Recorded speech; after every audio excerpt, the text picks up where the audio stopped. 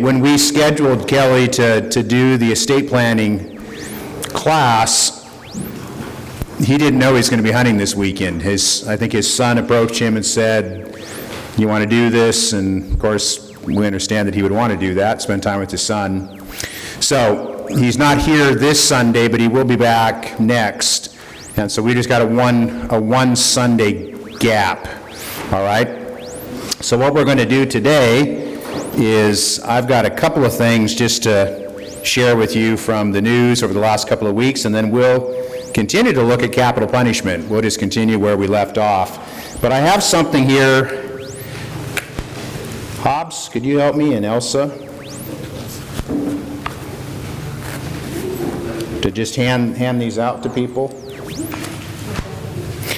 I was thinking a week or so ago, and just wondering, where do our tax dollars go?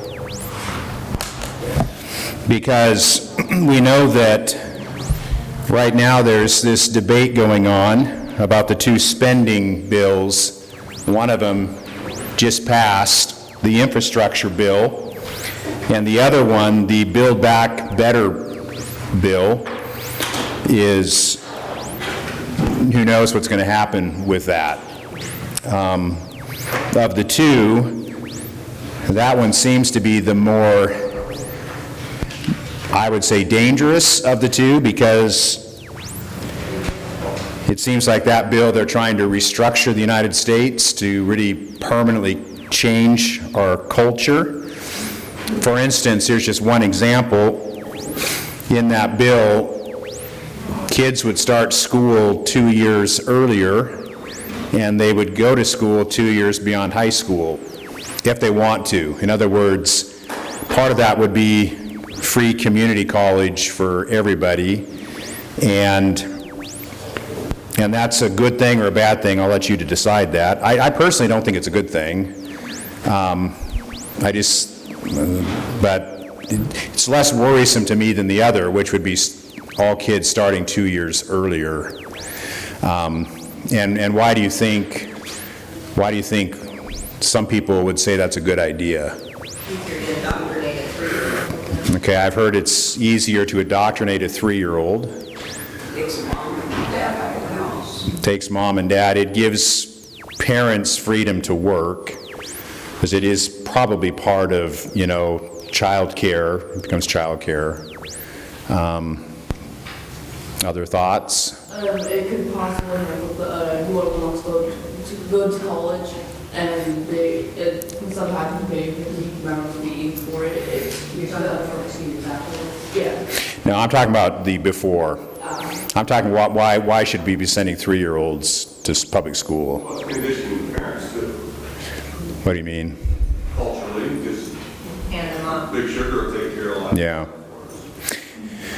Yeah, so it's conditioning that government really is the major shaper and influencer rather than parents. That age needs unregimented time, and it's just, we do too much regimenting instead of kids like exploring their backyard or whatever, or playing, or,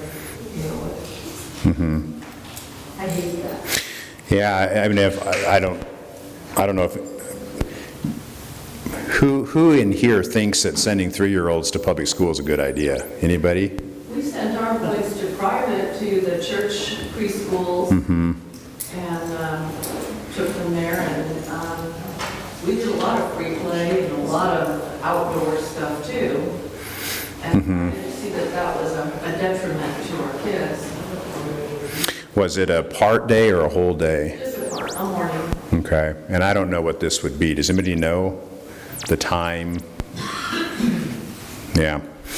So, I don't know, that's part of the Build Back Better. I personally, I don't know, I just think, I'm not opposed to sending a 3-year-old to a private daycare, like, It wasn't daycare, it was preschool. I mean preschool, like Bethlehem Lutheran, I know has a good program.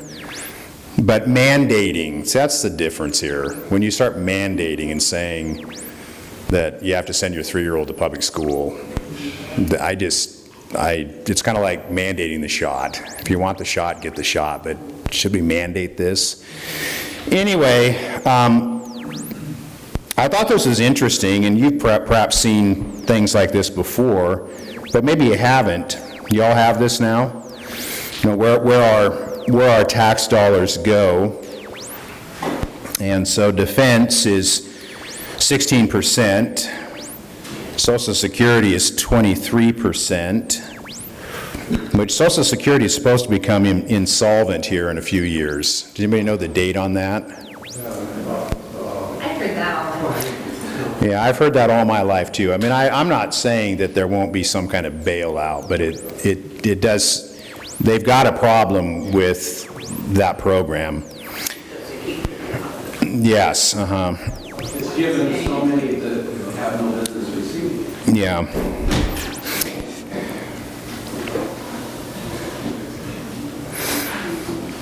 Yeah, I'll just read this to you. Social Security, this is in, all these numbers are 2019's, 23% of the budget, or $1 trillion paid for Social Security. By the way, the Build Back Better plan is 1.5 trillion, is it? 1.7 trillion. And they say that's kind of a sneaky thing, because what they're doing with that bill is they're entrenching new programs, and they're funding them for a couple of years. But once they get entrenched, when the funding runs out, what'll happen? Does a government program ever die? I mean, regardless of what you think of Obamacare, that's a good example. When Obamacare got entrenched, you know, you couldn't root it out, right? Gay marriage is the same way. How do you get rid of gay marriage? Now that it's here, now that it's constitutional, you've got people, men and women, two men who are married, and they have all the rights of that. And how would you undo that? It's just very hard to know how you could ever undo it. So once a program gets rooted, you know, it's kind of there to stay.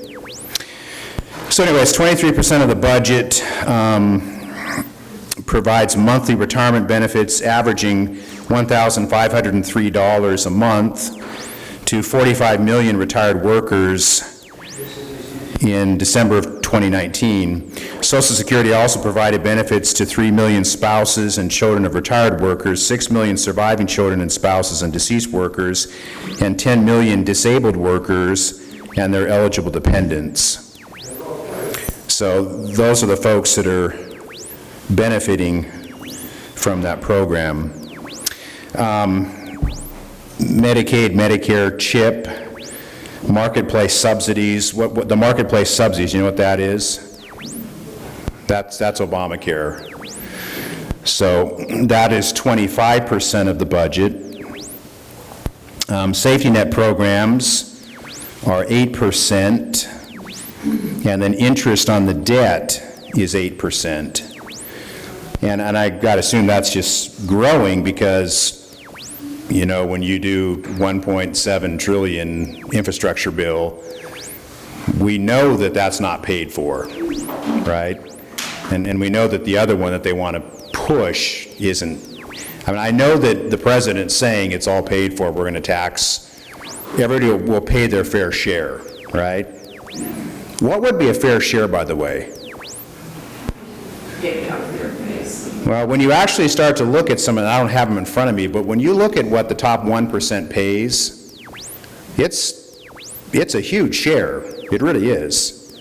Now, I know you hear all the corruption and all the companies that wiggle around, but when you look at the statistics of the top 5% of what they actually pay in taxes, I mean, you just wonder what would be a fair share. Nobody ever really asks that question, right? You just hear the president say everybody needs to pay their fair share. But would that be that the wealthy give 75% of their money to the government? Would that be fair? So back up and define fair first before you start applying. Yes, that's what I'm getting at. What does fair mean? Income tax, when I was doing taxes, I changed to 47% of income tax. People who file do not pay any income tax, 47%. Yes. They get a kickback with it. Yes, you. I Yeah, and some get, Yeah, so you're talking on the bottom end, there's lots and lots, half the population almost doesn't pay any taxes. now is that fair share? And then you've got the top 5% who are paying the lion's share. And then the president comes out with a straight face and says that the rich need to pay their fair share. And it's just, it's really extraordinary because, again, you got to ask the question, well, what does that mean? What would a fair share look like? I mean, to me, a fair share would be a flat tax, right, where everybody pays the same percentage. And if you're really wealthy, you're going to pay a lot more. By the way, did you know the guy who won the Virginia governor's race, Youngkin? He's really wealthy, right? You know this. I think his annual income's like $125 million a year. I mean, he's really wealthy. You know that last year he gave 44% of his income away? Now, you might say he should give, I mean, I suppose Obama would say he should give 90% away because, I mean, after all, he's so wealthy. But that's the point I'm making is that, you know, Ocasio-Cortez a couple months ago was all upset because the government wouldn't repair grandma's roof, you know, or Bernie Sanders, who's infamous for saying tax the rich, but if you look at what Bernie Sanders gives away in charitable giving, it's nil. And so there's a lot of hypocrisy that comes into all of this. And when I read that with the new governor of Virginia, I thought, he's an evangelical Christian, I understand, and I think a lot of he's just giving money away because he's a generous person. So. Didn't Donald Trump give away his income as a president? He didn't take an income as a president, yeah. Mm-hmm. Something that Social Security is going to get the biggest increase in the history of Social Security for 2022, and it's going to come out to about $38 a month on an average. And then in the mail yesterday, I even noticed that Medicare Part B is going up $28. So they're taking this money to Social Security and they're taking it to fund the money going to Medicare. Yeah. So you're not getting, they're just trading the dollars. So of all of these statistics, which is the most interesting? I suppose to me the interest on the debt is because it's half the defense budget. And that's a lot of money. It's a lot of money, and that's just growing. And so where does, who does the government owe that money to? I mean, I'm sure it's American citizens, I'm sure it's foreign governments, but as our debt grows, that to me is a real problem. Then the remainder you see, is benefits for federal retirees and veterans, which is 8%. Transportation and infrastructure is 2%. I guess that's what caught my eye with this, is that we've just passed this massive infrastructure bill, and we only spend 2% of our budget on infrastructure and transportation. We only spend 2% on education, 2% on science, and so forth. So it's just interesting. This is more informational than anything else. But. Pastor, I have a question. What does CHIP stand for in the Medicare medical stuff? I think that's, Marcia, you would know, wouldn't you? It's Children's Health. Children's Health Insurance Program. Yeah. I didn't know that didn't work. Yeah. So it does show you with this, I mean, again, so much right now there's talk about how we need more spending for safety net and legacy programs and taking care of people kind of cradle to grave. But what's really striking about this is the percent of the budget that's already dedicated to those kinds of programs, right? So that there's very little money left over for things like infrastructure, because our money is being spent on the existing programs, and yet we're wanting to expand and create more programs and bigger programs. So, okay, for what that's worth, I thought I'd just share that with you. The other thing that I want to talk about briefly, it came out, I read a couple articles in the last couple weeks about this, and there was a meeting that took place at Mar-a-Lago, right? That's President Trump's home. It's a resort. And it involved the Log Cabin Republicans. You guys know who they are? The Log Cabin Republicans have been around for a long time, but it's a gay group, and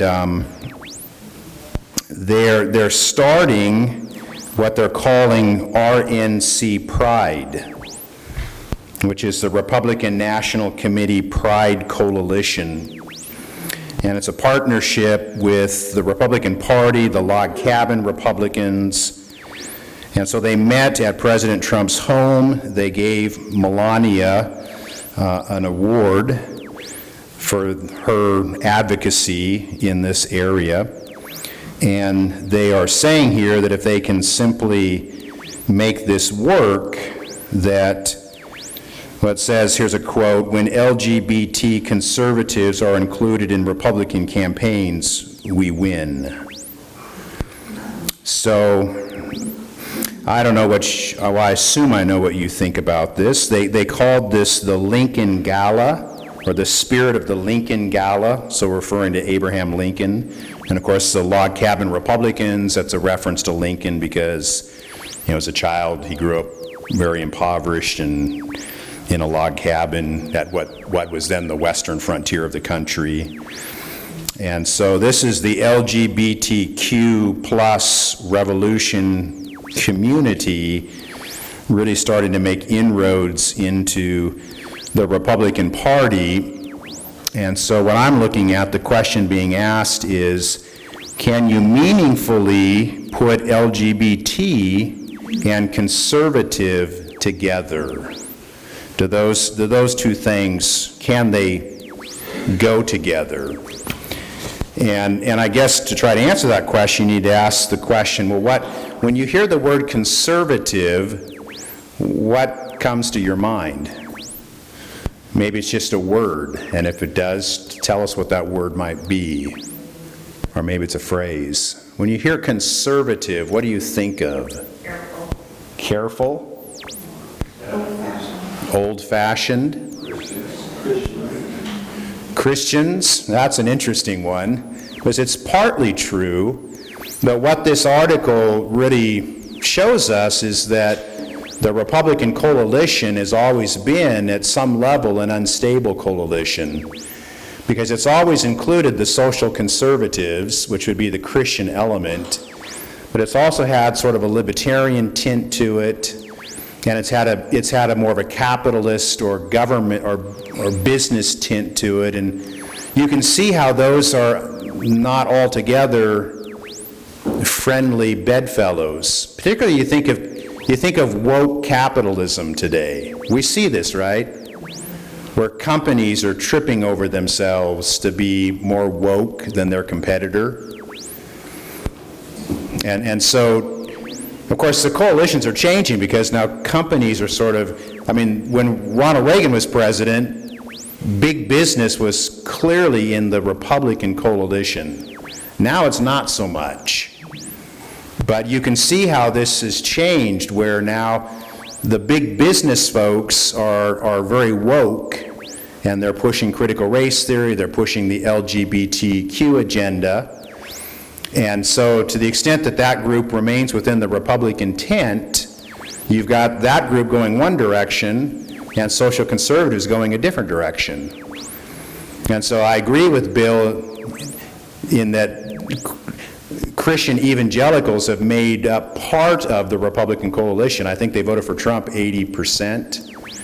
But there's elements within that coalition that are definitely not Christian, and I think they're willing to throw Christians under the bus if it suits their purposes. And I think this is an example of that. So any other thoughts that come to your mind? Well, the one word that comes to my mind is that if you're a conservative, you're interested in conserving. Okay? The word to conserve, is coming right out of the word conservative. So when you hear that conservatives are about conserving, well, what are they interested in conserving? Yeah, traditional values, traditional beliefs. And so that's actually inherent within the word itself. If you call yourself a Republican and you say, I'm a conservative, well, then if you understand what you're saying that you're interested in conserving that from the past because there's something about it that is worth conserving, right?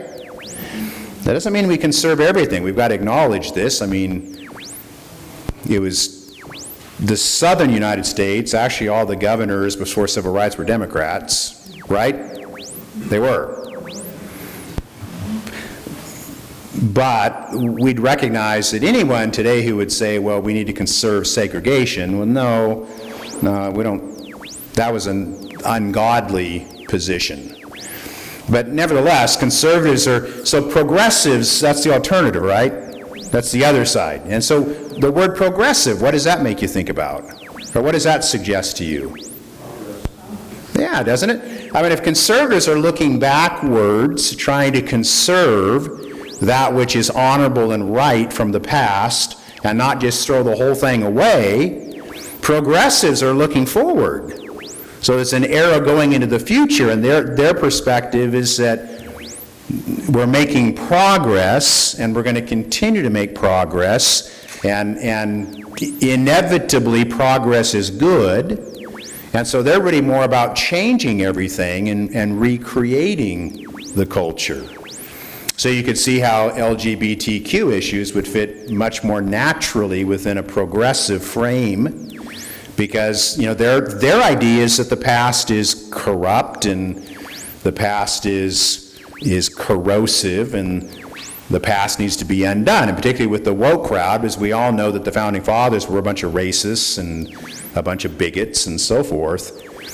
But so the question becomes, how do you put that together where if you're truly a conservative and you believe there's something in the past worth conserving, and you're going to be in league with the LGBT community, then I guess I ask the question, well, what is it about our past that is worth conserving? The Constitution. Okay. The Bill of Rights. But that's, what about traditional morality? Is that worth conserving? I mean, I assume that the log cabin Republicans and this new group, RNC Pride, I don't know how they'd answer that question. So why are they conservative? Why did they want to join us?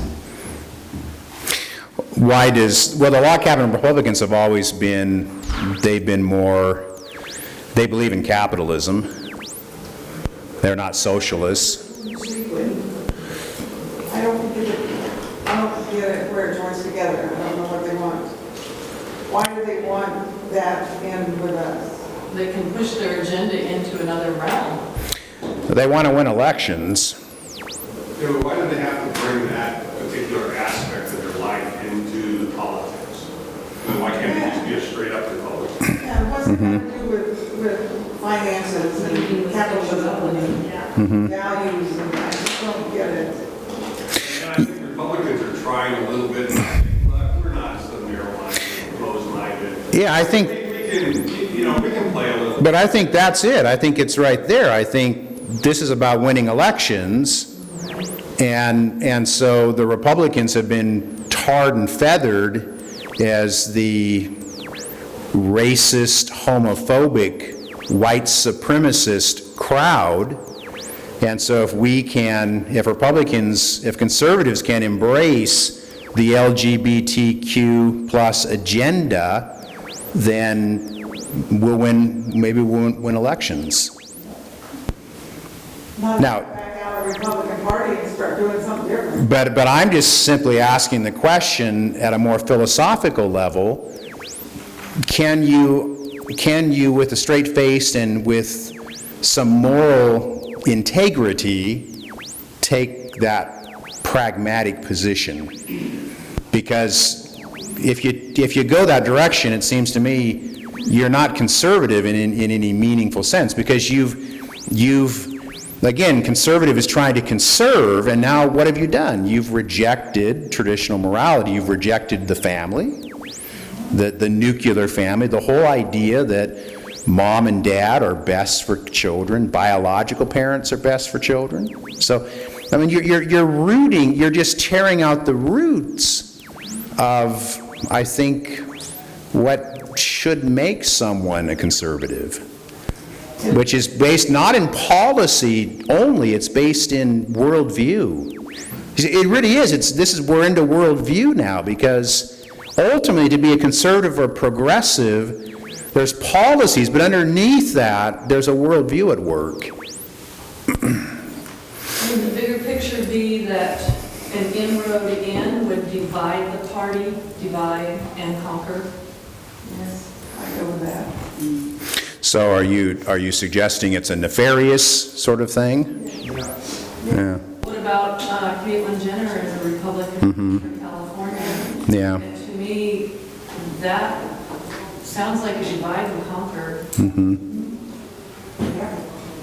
That's the Yeah. bigger picture. In the natural world, if there's conservatives and there's preservationists, and the preservationists are the tree huggers, because they just keep the tree no matter what. The conservative says it's sick, cut it down. And now we have wildfires like crazy, and then floods, and mudslides, and the whole wonderful thing, because we want to preserve those trees rather than conserve them. So I don't think the progressive is necessarily profitable. So I have this article, and I'm not going to read it to you, but I did write myself some notes, and so I'll read those to you. And this is stuff we've talked about a lot, but trying to think through this article from a Christian worldview perspective. Marriage between one man and one woman is pre-political. Okay? And what I mean by that, it's created by God, regulated by God, and as an institution is pre-political. It should be respected and protected by government, not reinvented. So in other words, government doesn't create marriage. We all agree on that, right? Ultimately, government is called to recognize and respect marriage as an institution that's pre-political, that's established and regulated by God. So marriage is God's idea, not government's idea. But that's not how it's functioning today at all, right? So the deeper things here, the worldview things are mostly pre-political. That they're rooted in something deeper than politics. That's one thought I had. Number two, and you could see, therefore, as a conservative, why you'd have an interest in conserving that which is pre-political, right? Not changing what has been established by God, but also has been practiced throughout human history until 6 years ago. Number two, marriage between one man and one woman is instituted by God, is the best environment for raising children. And I don't think we have thought long and hard about this the way we should. So biblical marriage is deeply committed to the principle that every child, whenever possible, and we realize it's not always possible. My own family is an example of this. But whenever possible, every child has the right to be raised by his or her biological parents. Okay? So, who's the Secretary of Transportation in the United States? Mayor Pete, right? You all know who Mayor Pete is? And Mayor Pete is a homosexual, and Mayor Pete is a married man. He's married to a man, and that man's name is Chasen. Is that right? So Pete and Chasen. And what did they just recently do? Yeah, they got children.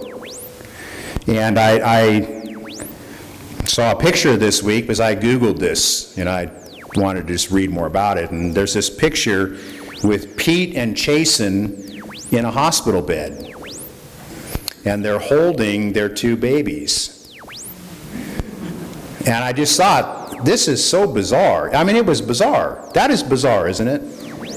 Because what they were trying to reproduce would be the picture of mom in the hospital bed after labor, and dad would be not in the bed, but he'd be probably standing next, big smile on his face, kind of trying to be dad.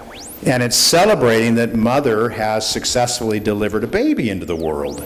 And here you had these 2 gay men in hospital gowns sitting in a hospital bed holding their babies wrapped up in baby blankets. And I just thought, this is really bizarre. It's bizarre, though. I think it's bizarre. That was my thought, this is bizarre. I can't wrap my mind around this picture because neither of them gave birth to those children, and they didn't need to, they had to have done this for publicity because they adopted these 2 babies. Why are we in a hospital, in a birthing suite, in a hospital bed? It's bizarre. John, But those 2 on their own can't really impact a whole lot. Other than, it always makes me ask, why are they doing this? They took pictures and they put them out specifically for a reason. And it's because they analyzed it and came to the conclusion that picture was going to resonate with an audience. And I'm more concerned about the audience and what those 2 guys are doing. Well, absolutely. It's what they represent that matters. It's not just the 2 of them as an individual. I believe that there are people out there that will respond to that. And Yeah. people responding are more, to me, a concern. Yeah. Because that's the larger culture. Yes, and I share your concern. Absolutely. I also, though, have a concern for the 2 children. Okay, there's a little boy and a little girl, and from what I read, I don't know where those kids came from. Okay? They're little, they're newborns. So, but we can speculate. And what would be the speculation? The speculation would be that there was a surrogate, and that one of those men, I assume, would have made a donation, and there would have been a fertilized egg, and that fertilized egg was placed in a surrogate, or 2 surrogates, I guess, because there's 2 babies. And so these are 2 children who have been manufactured in order to make a family for 2 homosexual men. Now, my fundamental question is this: is that fair to those babies? Because those babies have been probably, I'm assuming, robbed of something fundamental to them. They will not know who their biological mother is. And they were not consulted, they were not given a choice. They were manufactured to be like jewelry for this particular gay couple. Now, that's a whole lot of stuff I've just said, and that could be controversial and could make some people uncomfortable. Now, I am not denying that in our world, there are all kinds of tragic situations where the less than ideal becomes reality. And I said a moment ago that that's true in my own family, because I have, Hobbs and his brother who are my sons, and I love that kid to death. I mean, which one am I referring to, you or the other one? But I'm the first to acknowledge that something horrible happened with their birth parents for them to come into my family, right? But sometimes in this world, that happens. That's different than creating it, okay? And that's what we're doing here. We're creating children to meet the needs of adults, rather than realizing that adults exist to meet the needs of children. And I think, and I've read a couple books on this now, one of them's written by a CB pastor's wife, of all things. I mean, right here in the Northwest region, she's one of our sister churches, the pastor's wife's written a book on this. She's become an advocate for children's rights. And reading that book and reading another book, I've come to think that so much of this is honestly not only wrong, it just strikes me as evil wrong. And so I just wonder, when people look at that picture, Lloyd, and I don't think they're even thinking in these terms, they're thinking, oh, isn't this wonderful? We've made Pete and Chasen happy.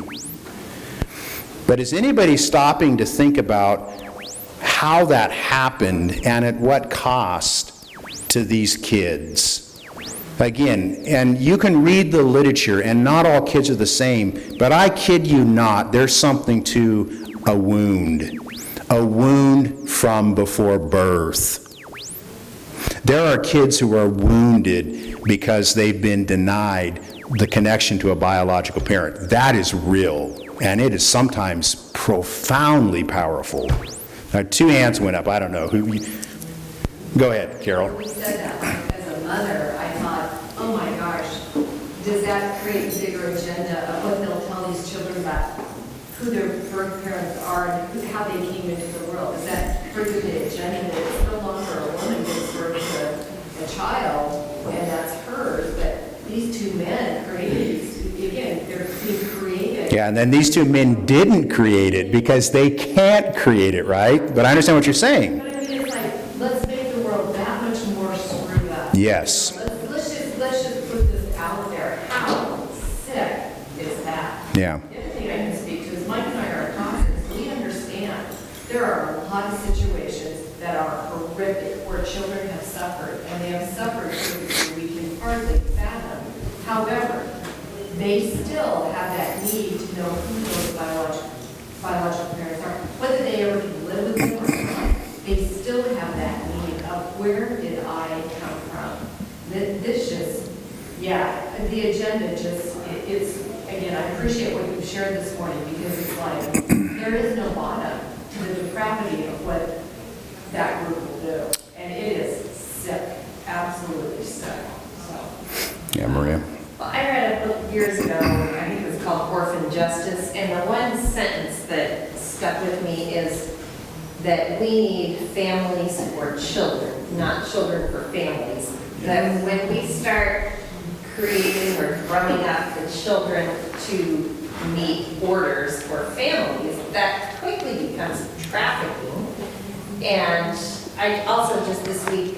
It does create, now think about that, it creates trafficking. I wonder how much money was spent creating children for these 2 men. Yeah. But I wonder how much money was spent creating children for these 2 men. I mean, a lot of money, I bet. Well, and then I listened to an audiobook just this week, and it was based on a true, a lot of you guys have probably heard of it, the Tennessee Children's Home. This huge scandal that happened from the 30s to the 50s or 60s in America, where people were actively kidnapping children and selling them to the very wealthy and the very rich. And we're all like, this is aghast, but I can just see how now we put suits and ties on this, and they have the means, they're savvy, they've got a bank account. What a slippery slope to start. Where are we going to get the children to fill these orders? Well, let's go get them. Preferably good-looking, blonde, curly, cute ones, you know. Anyway, I just think it's a very treacherous, dangerous ground. And almost all well-meaning adoption programs, pretty soon we've created an industry now people are making their living in this way, and so when we basically met the need of the most urgent parents of children, now we've got more demand, so we're going to start finding them somewhere. Yeah, when you turn children into an industry, Come on. it's a very dangerous thing. Yes, Ruth? So according to Google, they did adopt, but even if they went the in vitro fertilization route, they still would have had to adopt because the donor of the egg would have had to give it up for adoption. Okay, But they did adopt. okay. They adopt twins. Are they biological twins? Anyway, How does this differ from Planned Parenthood selling aborted fetus parts? well, that's a whole different topic, which is an abhorrent topic. But it is, yes, it is turning children, dead or alive, into commodities to make money. This is off topic, but is your other mic on? And I'm getting a... Nope. No? Well, let me read a couple paragraphs to kind of summarize this. You know, what is a conservative? And I mean, I hope this conversation helps you to realize that the LGBTQ plus community and the agenda that comes with that just cannot fit with conservatism as it's always been understood. Because the LGBTQ community is ultimately, their desire is to totally reorder society. And that starts with doing away with the traditional nuclear family. And you just can't have like a wrecking ball taken to all of that and then say, well, we're conservatives. So true conservatism is based upon the impulse to conserve the truths, traditions, and principles that are necessary for human happiness and lasting civilization. True conservatism is committed to a metaphysical vision. This is a vision of reality that transcends just this earthly reality, and that is a metaphysical vision that includes understanding that we are made by God, and that sex and marriage are not plastic realities to be reshaped at will. And then a quote here from Roger Scruton, who's a British intellectual, just about conservatism in general. He says, conservatism is about freedom, yes, but it is also about the institutions and attitudes that shape the responsible citizen and ensure that freedom is a benefit for us all. Conservatism is therefore also about the limits to freedom. So it's about freedom, but it recognizes there are limits to freedom. And ultimately, those limits have to be guided by some kind of a worldview and some sense of virtue and some sense that this is right and this is wrong. And so we will restrain ourselves for the good. Okay? So anyway, those two things I've been thinking about, and they've been in the news with the infrastructure spending and this rather disturbing thing about Republicans and LGBT. So let's go back to capital punishment. Does anybody need these notes? I do have a few copies still. Still lesson 12.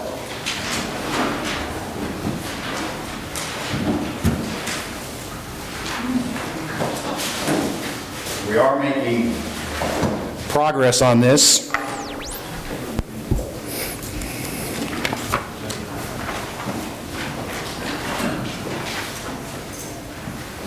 And we're to the point in the notes where capital punishment in the two major political parties. So that puts you on the second page of the notes, the top of the second page, capital punishment and the two major political parties. So what I'm going to do is read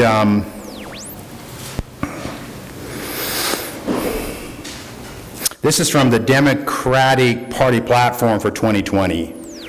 And then I'll read from the Republican Party platform for 2016, which also is the platform for 2020. They didn't rewrite it, which seems odd to me, but anyway, they use the same one twice.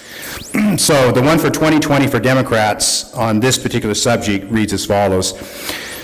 Sentencing decisions should be based on the facts of each case, including the severity of the offense and individual circumstances.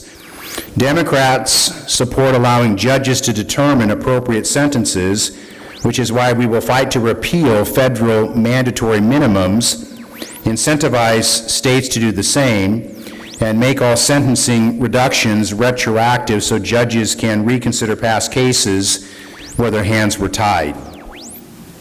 Now, I don't disagree with some of that. Some of the mandatory sentencing, I don't know that that's good. So in principle, I don't know that I have a problem with that, but they go on to say, we believe it is long past time to end the federal sentencing disparity between crack and powdered cocaine, which has contributed to the disproportionate imprisonment of people of color. And then the last sentence here, this is one I'm interested in.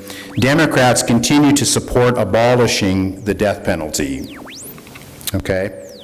So then the Republican platform reads as follows. It says, the constitutionality of the death penalty is firmly settled by its explicit mention in the Fifth Amendment. That's interesting, isn't it? Did you know that? That the death penalty is actually mentioned in the Constitution? With the murder rates soaring in our great cities, we condemn the Supreme Court's erosion of the right of the people to enact capital punishment in their states. So in the Constitution, this is the statement, it's Amendment 5, no person shall be held to answer for a capital or otherwise infamous crime unless on a presentment or indictment of a grand jury. I'll stop there. It's an incidental kind of statement, right? But it is there. No person shall be held to answer for a capital crime. So you see, implicit then within the framers' understanding is that capital punishment is part of the culture. And so they mention the phrase capital crime, and then they're giving more specific guidance as to how that is to be carried out or regulated. Okay? So the Republican Party still affirms capital punishment in certain circumstances, whereas the Democrats have taken a position in their party platform that it should not be allowed. This is now a news source I'm reading. All 49 remaining death row inmates in federal prison should have their sentences commuted by President Biden. And this is two members of the squad speaking. Now, you all know who the squad is, right? The squad doesn't represent the whole Democratic Party. But they do represent a growing number of Democrats. And so Ocasio-Cortez, Cori Bush, Tlaib, there's four of these, right, that make up this squad. And so they wrote a letter to President Biden, this a number of months ago, and this letter was signed by 35 other Democrats. So it's a fairly small number. I mean, to be fair and to be honest, there's 435 representatives in the House, and half of them are Democrats. So what's that come to? 220? Roughly 220. So of that 220, there were 35 Democrats who signed this letter, but that means the others did not. They write, we believe that rebuilding the dignity of America requires that we recommit ourselves to the tradition of due process, mercy, and judicial clemency when it comes to matters related to the criminal legal system. For this reason, we urge you, they're urging Biden, to immediately commute the sentences of all those who are on death row. Now, I assume this would be in federal prisons. The Democrats went on to claim in the letter that President Trump left behind a legacy of carnage and unrestrained violence. That's a quote. Because of the number of executions in the last months of his presidency. And then and talk about some of those individuals who were executed. It says, in recent weeks, again, this is from January of 2021, so it's right when, January 23rd, this is right after the inauguration of Biden. It says, in recent weeks, those executed included Corey Johnson, a Virginia man linked to 7 murders, and Lisa Montgomery, who was convicted on charges that she strangled a pregnant woman and used a kitchen knife to remove the baby from the victim's womb. Now, you wonder about, Lisa Montgomery, is that criminal insanity? Is that mental illness? Is that both? That's just such a horrific crime. But she was executed. And for women are not executed nearly as often as men are. For the country to find accountability and healing, the Democrats wrote, America must first acknowledge the moral depravity of federal executions. And then one more quote, like slavery and lynching did before it, the death penalty perpetuates cycles of trauma, violence, and state-sanctioned murder in black and brown communities. So it gets tied into race also. Any thoughts on that? So I'm kind of a broken record. So earlier on you read a statement in there and the word mercy showed up, and my first thought was, okay, how are you defining mercy? Where do you get that concept from and how do you defend it? Mm-hmm. The last one you just said, I must have pulled Biden, but, another word that you just threw out there. They're just throwing these words out, and nobody's asking them, where'd you get this standard from? It seems like your word mercy means something different than my word mercy, so let's figure it out. Yeah, so how do we define mercy? We're Bible readers, so we should have a leg up on this. What is mercy? Not getting what you deserve. Not getting what you deserve. That's mercy. Now, the second part of that's kind of interesting. What you deserve. Okay, so, if you've murdered 7 individuals, what do you deserve? Okay. Yeah, what you deserve actually can't be achieved. If you execute that person, that really it's not really justice, is it? It's as close as we can come to justice, but it's really not justice. And most people have the right to spiritual mercy. Spiritual mercy is what counts. Mm-hmm. But justice, where you have traumatized families through horrific murders, that's very hard to justify. So the death penalty really does get into all kinds of theological concepts, because you're trying to balance these two things, which the gospel tries to do, right? And the gospel successfully does, but that's justice and mercy and grace, right? And how does the gospel achieve that? How does the gospel achieve justice? Through the substitutionary bloody death of the Son of God. Right? Justice is achieved through capital punishment being enacted for human sin. But the beauty of the gospel is that there's a substitute involved, right? There's a substitute that takes our place. The wages of sin is death. Now that's a little more extreme than our current justice system, right? Isn't the current justice system more merciful because it's not the same as being stoned to death? Well, okay. But my point is that in the Bible, ultimately, originally it was the soul who sins will die. So in the Bible, every sin brings with it capital punishment. Every sin. So from the very beginning, there's a radical display of mercy and grace, whereby God doesn't just take out Adam and Eve, he shows them grace, because the soul who sins will die. And I don't think that just simply means spiritual death, it means death.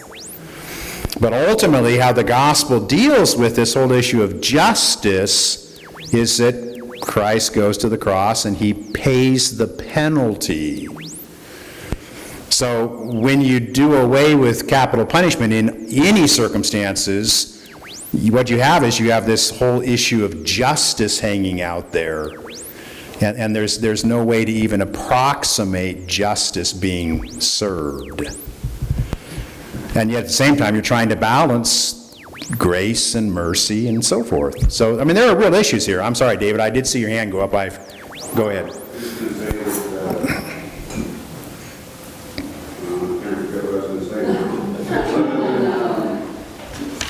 The idea of our justice system is speedy trial. We're just trying to send them on to the next for the rest of the trial. I'll say that again. What? Sending them on to the next, to God for their final trial. Oh. Yeah, and again, I mean, we need to close. I'll let you talk. Just, I mean, for me, I am.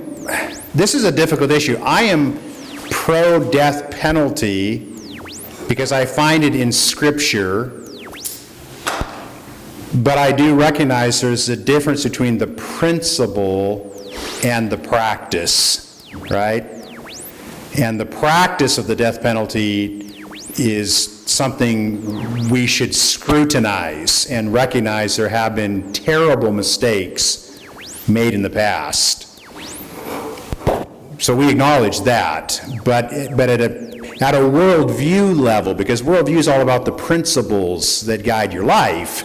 At the worldview level, I think capital punishment is not only biblical, but it's the best we can do to approximate justice in the worst of these scenarios where, you know, I don't know if you've seen the movie. I watched it yet last night. I don't really recommend it. Maria was in Tri-Cities. I watched The Zodiac. It's on Prime, maybe, about the Zodiac killer from years and years ago. They never found the guy. But, I mean, the brutality of what he did. I mean, someone like that deserves capital punishment. I'm sorry, go ahead, and then we're going to close. Mercy, biblical mercy is spiritual mercy that is available to anyone who repents.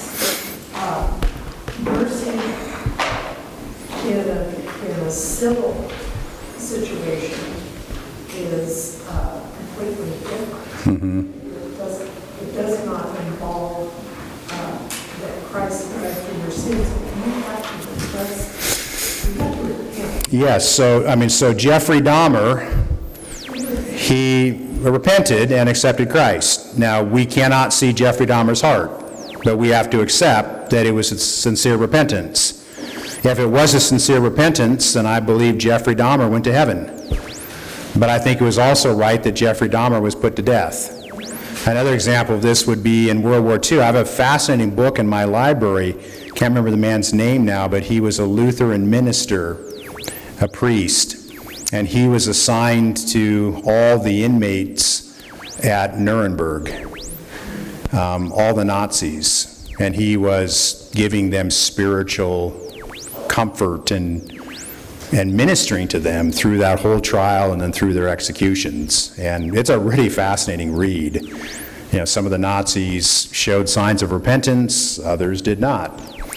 But, I mean, regardless of whether they repented, that's a separate issue as to whether capital punishment by hanging was a fitting punishment for what they did. Okay? All right, Harry, could you close in prayer? Oh, by the way, Kelly's back next week. Father in heaven,